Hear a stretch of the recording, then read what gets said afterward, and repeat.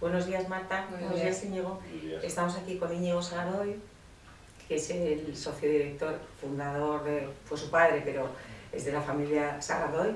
Que bueno, lo primero que quiero es que te presentes y nos digas quién es Íñigo Sagadoy. Bueno, pues nada, Íñigo Sagadoy, soy presidente de Sagadoy Abogados, es un despacho especializado en derecho laboral. Efectivamente lo fundó mi padre en el año 80 y desde entonces pues, nos dedicamos a asesorar a empresas en el ámbito del derecho laboral, ¿no? En el ámbito del empleo. Y básicamente me he dedicado mi vida profesional a esto. Soy profesor de la universidad también, en Derecho del Trabajo, y siempre he creído que la compatibilidad entre el académico y la práctica siempre es buena. Ganan ambos mundos y aquí estoy trabajando a diario. Muy bien, Diego. Como sabes, nuestro proyecto habla de digitalización y empleo, ¿no? Entonces, para que los espectadores entiendan bien cuál es el concepto de digitalización que tú entiendes, me gustaría que lo definieras para ellos, para que luego puedan seguir el hilo de la conversación con esa perspectiva. Bueno, yo, digitalización, creo que no es un concepto relativamente nuevo, sino yo creo que es un concepto que viene desarrollándose en los últimos años y claramente supone el impacto de las nuevas tecnologías en la forma de trabajar, relación con el empleo, ¿no? En la forma de trabajar, en la forma de prestar los servicios, en una forma de entender la economía, en una forma de entender las empresas. Yo creo que es un fenómeno que bueno, ha ido evolucionando, que está teniendo un impacto espectacular en la mayoría de la economía de las empresas, en todos los ámbitos, incluidos los servicios profesionales, que me imagino que luego hablaremos, y que realmente creo que es, bueno, pues con otros impactos en la historia de la economía, un punto de inflexión, ¿no? Lo que se llama la cuarta revolución industrial, ¿no? Y va a ser muy transformador. Yo creo que la digitalización va a ser muy transformadora en el mundo actual. Pues mira, ahora acabas de decir lo de los servicios profesionales. Entonces, un poco en ese hilo que has abierto, pues en el desempeño de tus funciones como presidente de este despacho y de estar muy metido en todo el mundo laboral, ¿nos puedes comentar cómo la digitalización ha transformado, en qué aspectos habéis cogido personas que antes no teníais, ha habido gente de la que habéis prescindido y en tu día a día, cómo ha influido la digitalización? Hombre, siempre se dice que en el ámbito de la abogacía, de los servicios profesionales de la abogacía, hablando más de lo mío, el impacto de las nuevas tecnologías de digitalización es menor, quizá porque es un trabajo más intelectual, menos estandarizado, menos de procesos, y se entiende, incluso hay estudios que dicen, bueno, ¿cuál va a ser el impacto futuro en los servicios legales de la digitalización? Y no lo ponen como el top 10, ¿no? de aquellas profesiones que van a sufrir más, entre comillas, sufrir la digitalización, ¿no? Pero sí que es cierto que no cabe duda que afecta, ¿no? Afecta porque los servicios, muchos de ellos pueden ser perfectamente estandarizados, se pueden ofrecer muchos servicios que antes no se ofrecían gracias a las nuevas tecnologías. No hay necesidad de un servicio en algunos aspectos de valor añadido donde requiera un desarrollo intelectual muy potente por parte del abogado, sino que a veces todo está pues, en un software, en una plataforma, el cliente puede tener acceso a ello. O sea que realmente ahí, poquito a poco, nosotros también estamos viendo cómo la digitalización afecta a nuestra forma de prestar servicios. Y en los abogados igual, en los abogados que vas reclutando y que vas incorporando al despacho, a nadie se le ocurriría a día de hoy incorporar a un abogado a un despacho profesional que no tenga habilidades tecnológicas, habilidades digitales, ¿no? Claro. Se llama de los nativos digitales, pues es cierto, una gente joven o no joven, pero que tiene que tener, entornos, claro, sí. que tiene que conocer ese entorno, que tiene que saber manejarlo y que el cliente se lo va a pedir y se lo está demandando. Y esas habilidades cada vez efectivamente son más demandadas. Y centrándonos en esas habilidades de cara a profesionales que quieran incorporarse en futuro en un despacho, en Sagadoy, ¿qué dirías tú que son las 3 competencias más importantes?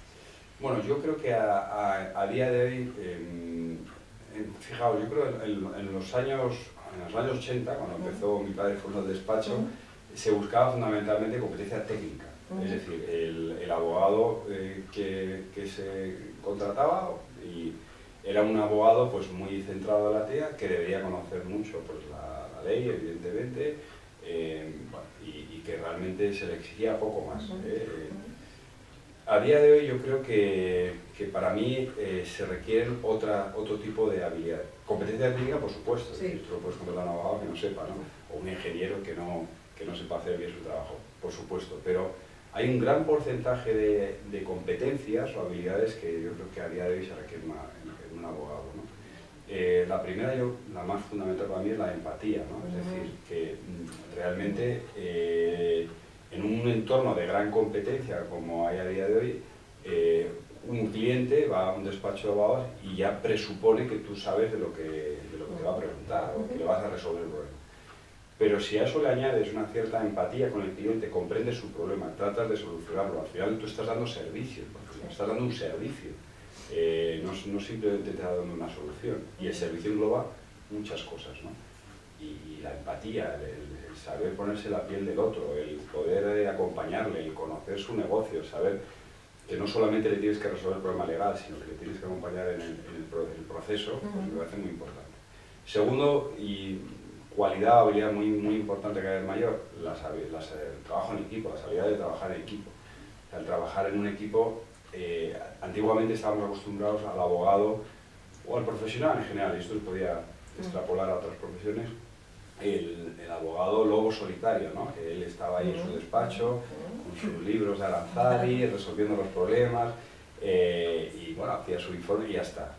Hoy en día no se entendería que un servicio profesional, bien de abogacía o de otro, pues fuera de una persona nada más. Necesitas un trabajo en equipo, que la gente aporte, que haya varias visiones, contrastes, etc. Yo creo que el trabajo y saber trabajar en equipo me parece importante, ¿no?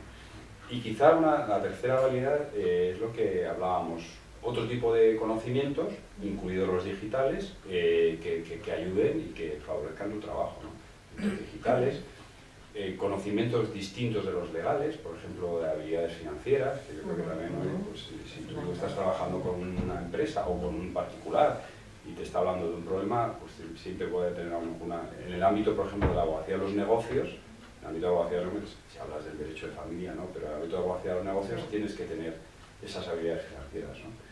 Entonces yo creo que esos componentes nuevos, más otros, pero vamos, son nuevas demandas, nuevas competencias que se requieren de un abogado. Un poco siguiendo la línea del aprendizaje, las competencias, la educación, estamos asistiendo ahora mismo a una transformación, a la cuarta revolución industrial. En los colegios sigue habiendo pizarras, y entonces nuestros hijos siguen estudiando de una forma un poco como hace 20.000 años. Entonces, ¿qué opinas tú? ¿Cómo crees, en tu mundo ideal, si tú pudieras hablar con el ministro de Educación, qué le dirías que hay que transformar desde el punto de vista de la educación? Yo creo que has acertado. O sea, toda transformación empieza por la educación. Es decir, por mucho que hablemos de transformación digital, por mucho que hablemos del impacto de las nuevas tecnologías, si eso no se traslada a la educación y la base es la educación, realmente no vamos a progresar. Gran parte del drama del desempleo juvenil viene de ahí, de no saber adaptarnos a una nueva era, que ya olvidada la era de la construcción, una nueva era que requiere un reciclaje, una formación. Educación continua, desde el colegio hasta nuestros días, ¿no? Entonces, España ahí tiene un reto mayúsculo. O sea, yo creo que España en tema de educación todavía tiene mucho que recorrer, mucho recorrido, y se centraría básicamente, efectivamente, en casar oferta y demanda. Si las empresas están pidiendo este tipo de perfil profesional, pues la oferta tiene que ser esa, ¿no? Y unir más pues esa oferta y esa demanda, porque la empresa también tiene un reto ahí, no solo todo es culpa de los poderes públicos. La empresa tiene que acercarse a las escuelas, tiene que acercarse a la universidad, ¿no? Y eso es fundamental, ¿no? Me parece que eso es fundamental. No podríamos dejar de tocar el tema jurídico, ¿no? Estamos sentados en este despacho y sois especialistas además en temas laborales, ¿no? Y ahí es una doble pregunta. Por un lado es tu visión sobre cómo los acontecimientos van por delante de las normas, y por otro lado, desde el punto de vista estrictamente laboral, digamos, tendemos a un sistema de colaboracionista, ¿no? O sea, la forma de contratar es diferente. Nos encantaría tener tu opinión al respecto. Sí, la realidad efectivamente siempre ha ido por delante de las normas, eso siempre, toda la vida. La norma lo que ha tratado es de regular, controlar, encauzar un problema que ya existe, siempre es así, la ley está para eso. Sería muy raro encontrar normas preventivas. Al final las leyes encauzan los problemas que ya existen en la realidad, ¿no? Pero es cierto que las normas pueden ser más rápidas o menos rápidas en dictarse, ¿no? Y entonces si hay una realidad presente y, por ejemplo, hablando del empleo, hay unas nuevas formas de empleo, las empresas demandan un nuevo perfil de trabajador, demandan una forma distinta de trabajar, efectivamente la ley, en este caso la ley laboral, debería adaptarse a esa realidad. Entonces, más que hablar de modelos del pasado, de la forma de trabajo del pasado tradicional, clásica que todos conocíamos, de trabajo de 8 horas diarias, de trabajo para toda la vida, en la misma empresa, etc., pues ahora la forma de trabajar es muy distinta. Las empresas requieren estructuras horizontales, no jerárquicas, requieren movilidad de los trabajadores, flexibilidad, trabajos por proyectos. Y claro, si la norma no se adapta a esa realidad, pues las empresas pues se van buscando salidas que a veces incluso no son las más convenientes, pues eso, trabajos temporales, autónomos, creando empresas que son empresas que no tienen sustancia, pero que al final te da más flexibilidad, segregando empresas, etc. Entonces, eso perjudica a la larga, evidentemente, al empleo, perjudica a los trabajadores porque tienen trabajo precario, porque al final no hay estabilidad, y lógicamente perjudica a la economía porque al final las empresas pues, no crecen, etc. Entonces, yo creo que en España nos falta todavía pues, hablar más de futuro en el ámbito laboral más que de pasado. Siempre tendemos un poco lo laboral a traer pues, un poco los viejos esquemas y volver a los esquemas de los años 80, cuando el trabajo es totalmente distinto. Podrá haber sectores muy clásicos, muy tradicionales, tal, pero en una economía de servicios como la nuestra, es una economía flexible, abierta, dinámica y requiere pues, leyes de ese tipo, ¿no? Sin que eso signifique, y eso es una tendencia que tenemos, que se tiende a decir, oye, no, es que esto supone una desprotección de los derechos de los trabajadores. Pues no necesariamente. Si conseguimos un equilibrio entre esa flexibilidad y una seguridad en el empleo y la estabilidad, pues esa sería la clave del éxito, ¿no? Estás hablando mucho de empleo, entonces la gran pregunta es, la gente dice la digitalización, la transformación digital va a crear desempleo. ¿Tú eso cómo lo ves? ¿Las bolsas de desempleo? ¿Cómo ves este Bueno, tema? yo creo que es cierto que lo fácil es ver, y hay muchos estudios de calcular qué impacto va a tener la digitalización, la robotización y tal en el empleo, y es cierto que se va a destruir, en sectores se destruirá empleo, lógicamente, porque el impacto va a ser, es inevitable, yo creo que es inevitable, y al final hay trabajos muy estándares, muy manuales que se van a poder robotizar y hay un tema de economía de escala que al final las empresas optan por eso. Pero también a la vez surgen nuevas formas de empleo. Siempre se pone el ejemplo de las lavadoras, que es un ejemplo muy tonto, pero es muy real, ¿no? Antiguamente pues, la gente contrataba a gente que le ayudara a lavar físicamente la ropa, ¿no? Se empieza la lavadora y todo el mundo, bueno, esto va a destruir, que destruyó a muchos. Y al revés, la lavadora al final se convirtió en un robot y ¿qué pasa? Que alrededor de la lavadora hay muchísimo empleo, porque hay muchas piezas, porque hay mucha gente que la tiene que ensamblar y se crea mucho empleo. Es un ejemplo un poco tonto, pero es un ejemplo también real de que al final las nuevas tecnologías también van a generar otro tipo de empleo. ¿Cuál va a ser ese? Pues yo creo que hay una gran duda, una gran incógnita. Es decir, bueno, hay hace unos años, cuando nos hablábamos del coche eléctrico, nos parecía ciencia ficción, ¿no? Y ahora el coche eléctrico está ahí presente y bueno, y habrá empleos de otro tipo y, hombre, ahí el debate va a ser como país, es decir, bueno, yo qué opto hay países que han optado más por el empleo industrial, manual, etcétera. Y hay otros países, tipo Estados Unidos, que han optado por el empleo más, lo que llaman empleo de software, ¿no? Pues más el empleo de la digitalización, de los ingenieros, de la economía digital. Y hay que buscar un posicionamiento también en nuestro país, es decir, ¿qué optamos, ¿no?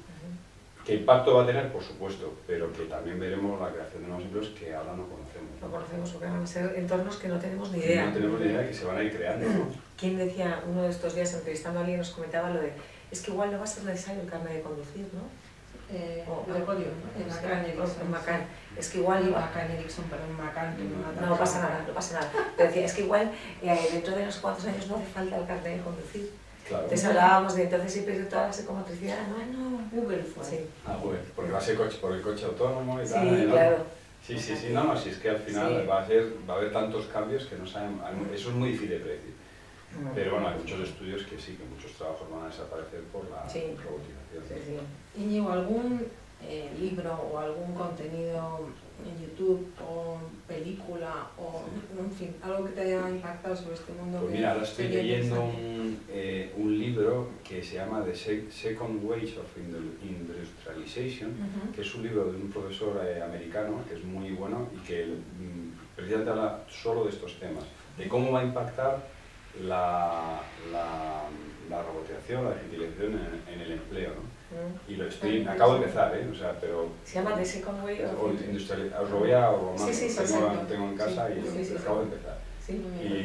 Y ese es un gran libro, me lo recomendó precisamente esta persona del BVA, que os he dicho. Y bueno, Íñigo, ¿hay algo que quieras añadir que no te hayamos preguntado o que quisieras decir que desde el punto de vista tuyo o de los servicios profesionales o cómo lo ves o algo que quieras añadir? Yo creo que hay que un poco desdramatizar, es decir, cuando hablamos de estos temas al final la gente dice, bueno, esto va a tener un impacto tan negativo en todos los ámbitos, incluidos los servicios profesionales, que bueno, que se nos va a acabar el mundo, vamos, básicamente, y que no hay que buscar, la gente no... Y entonces la gente ya empieza a pensar medidas un poco extrañas, a lo mejor ya las vemos claro, pues la de los impuestos a los robots, que cotiza para pagar las pensiones de los robots, la renta básica universal, que esta es una cosa. Entonces, que son medidas que, oye, que por cierto, que sí que hay que debatirlas y verlas y tal, ¿no? Pero yo creo que hay que desdramatizar porque siempre hemos conseguido reinventarnos de alguna forma y esto no es nuevo. La industrialización siempre en toda la vida pues ha estado ahí y buscaremos otros entornos, otros servicios y otras cosas. Entonces, bueno, yo creo que va a ser un reto muy bonito, muy apasionante, que a lo mejor no lo vivimos nosotros 100%, lo dirán más nuestros hijos, pero que vamos, yo creo que es interesante, ¿no? Muy bien, muchísimas gracias. Muchas gracias por tu tiempo. Muchas gracias. Gracias. Encantado.